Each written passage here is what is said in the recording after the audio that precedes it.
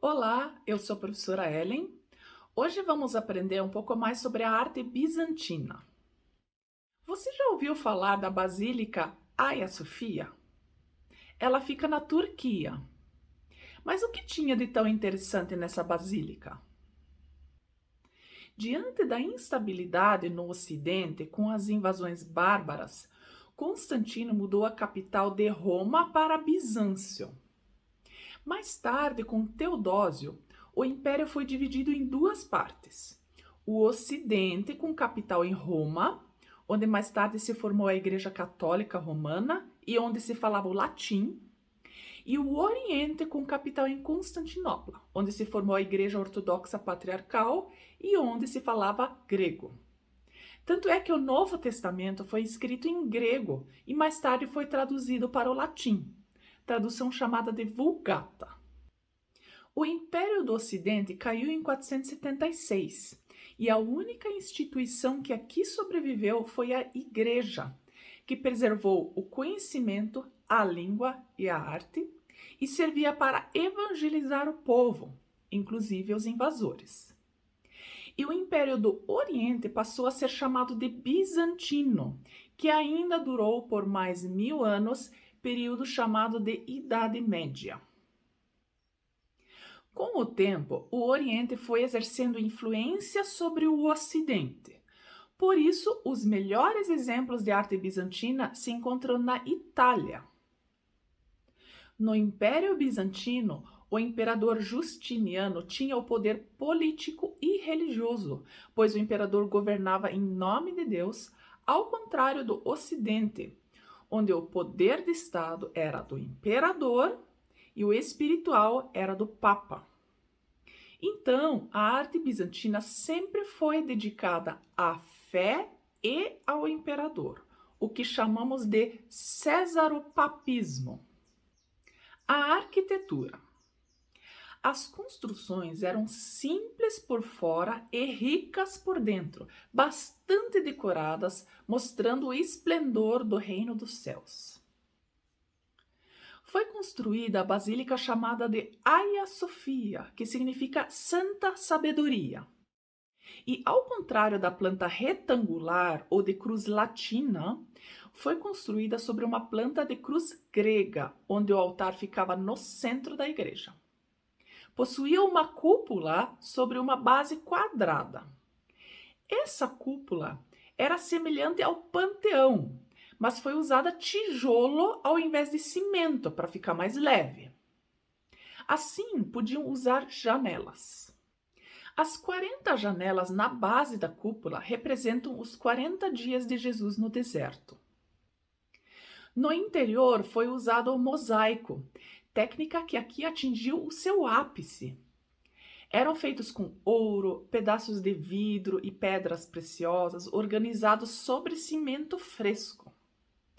Mais tarde, os turcos muçulmanos invadiram a cidade e acabaram com todas as peças de arte que lembravam a religião cristã. Afinal, a sua religião não permitia representações de pessoas.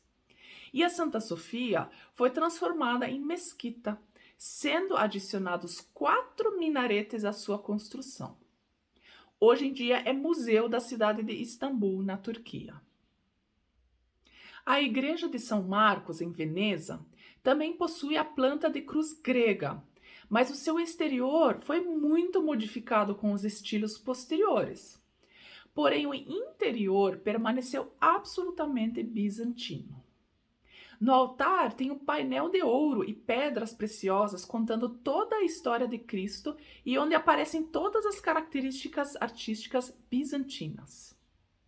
Transformaram as igrejas em bíblias de pedra, onde se contava toda a história de Cristo ao longo das paredes da igreja, educando as pessoas através das imagens.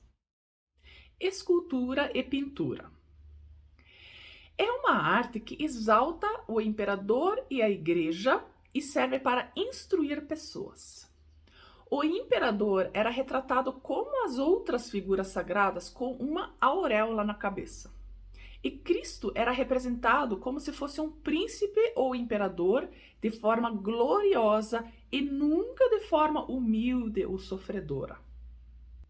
A arte, que antes era simples e popular, passa a ser rica e luxuosa, com fundo muito dourado que causava impacto no crente bizantino. Obedecia a regras rigorosas e padronizadas ditadas pelo imperador, então o artista não podia manifestar livremente suas ideias. Isso nos lembra os tempos egípcios, onde os faraós tinham o mesmo poder. Representavam ícones religiosos que por um período foram proibidos na igreja, onde o movimento iconoclasta exigia o fim da adoração de imagens porque seria pecado segundo as escrituras sagradas. A escultura em 3 dimensões desaparece, porque o cristianismo se opõe à escultura, afinal as esculturas eram representações de divindades pagãs. Mais tarde, as figuras retornaram à igreja e passam a ser representadas apenas em relevo. A igreja ortodoxa não tem esculturas até hoje. Surge a figura de Cristo como Pantocrator, que significa todo-poderoso. Ele aparece de frente, com a mão direita a abençoar e a mão esquerda segurando o evangelho. O gesto da mão direita pode se referir ao símbolo que representa o anagrama do nome de Jesus, ou apenas um gesto para chamar a atenção do público para discursar. Não se preocupavam em representar a tridimensionalidade real, porque a arte era simbólica.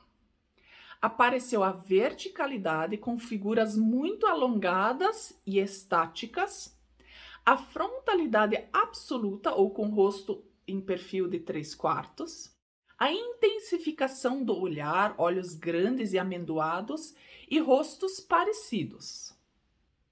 Aparece também a serialização, que é a repetição de elementos e figuras. A cor é elemento importante e foi usada não de forma realista, mas simbólica, como o dourado representando a riqueza celeste e o azul o paraíso. A cor púrpura normalmente estava ligada ao poder, somente usada pelo imperador ou imperatriz, Cristo ou Maria.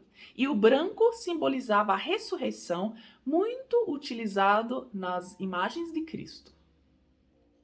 Recapitulando, com Teodósio, o Império Romano foi dividido em Ocidente e Oriente. O Ocidente caiu e o Oriente permaneceu mais 1000 anos como Império Bizantino.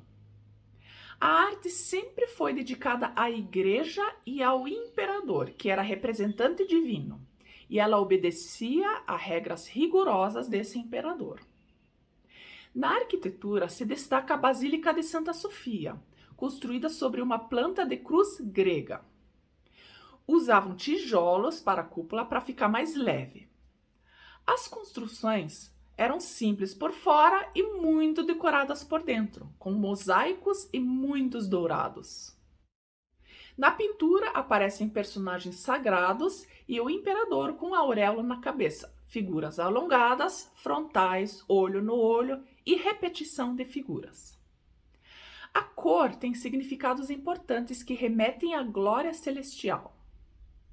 As esculturas foram proibidas por um tempo e reapareceram mais tarde em forma de relevo, contando as histórias de Cristo através da Bíblia de pedra. Bom, espero que tenham entendido até aqui. Até uma próxima!